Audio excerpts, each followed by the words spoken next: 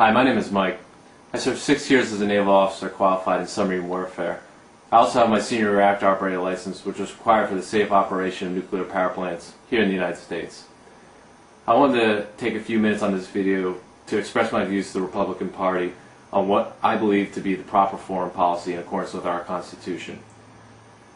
Now, there's no doubt in my mind that our current military presence overseas has greatly contributed to our current financial crisis.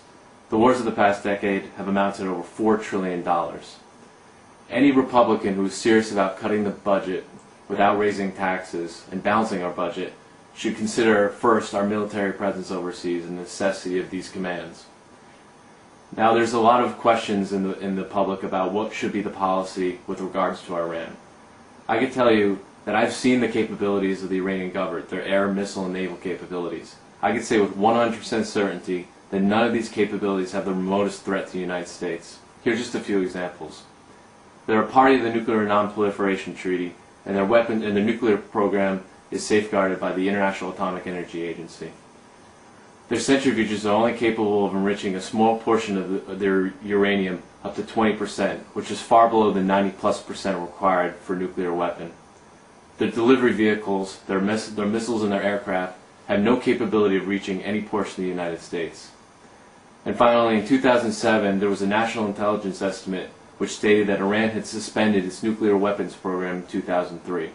Earlier this year, in 2011, our intelligence officials upheld that national intelligence estimate. It's still accurate. Now, I want to make my beliefs clear. I do not wish for Iran to obtain a nuclear weapon, but I feel that the proper policy in order to promote peace is diplomacy and free trade. This is the policy that Ronald Reagan used with the Soviet Union, the evil empire that slaughtered millions of people.